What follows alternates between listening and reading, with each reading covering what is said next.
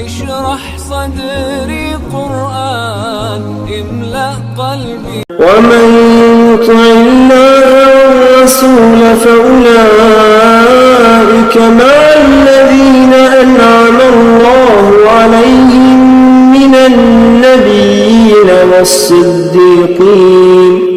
والصديقين والشهداء والصالحين وحسن أولئك رفيقا ذلك الفضل من الله وكفى بالله عليما.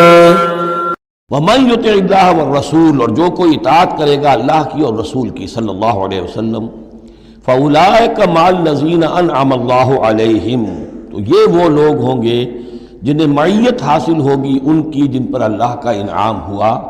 اور وہ کون ہیں؟ من النبیین والصدیقین والشہداء والصالحین، یعنی انبیاء کرام اور صدیقین اعظام اور شہداء کرام اور صالحین.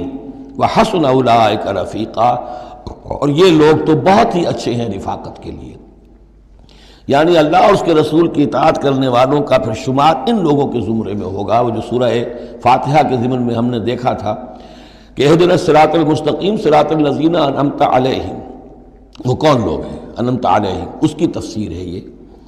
فاولئک مع الذین انعم اللہ علیہم من النبیین والصدیقین والشہداء والصالحین.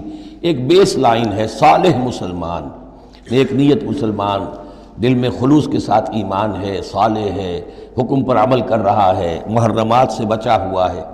اب اوپر اٹھے گا تو ایک اونچا درجہ ہے شہداء کا، اس سے بھی اونچا درجہ ہے صدیقین کا، اس سے بھی اونچا درجہ ہے انبیاء کا. اب انبیاء کا درجہ تو رک جائے گا، اس لیے کہ وہ تو ایک وہبی چیز ہے، کسبی چیز نہیں تھی. لیکن یہ دو درجے تو ابھی موجود ہیں کہ انسان اپنی ہمت سے جتنی محنت کرے، جتنی کوشش کرے، وہ شہادت اور صدیقیت کے مراتب تک فائز ہو سکتا ہے. یہ مضمون پوری وضاحت کے ساتھ آئے گا سورہ حدید میں انشاءاللہ. ذالک الفضل من اللہ وکفی باللہ علیما، اور یہ اللہ تعالیٰ کا بڑا فضل ہے جن لوگوں کو آخرت میں ان کی معیت حاصل ہو جائے. وتوفنا مع الابرار، اے اللہ ہمیں موت دیجو اپنے ابرار بندوں کے ساتھ. تو واقعہ یہ ہے ذالک الفضل من اللہ وکفی باللہ علیما، یہ تو اللہ کا بہت بڑا فضل ہے اور اللہ کافی ہے ہر شے کے جاننے کے لیے. یعنی کون کس استعداد کا حامل ہے، کون کس قدر و منزلت کا حامل ہے، اللہ خوب جانتا ہے.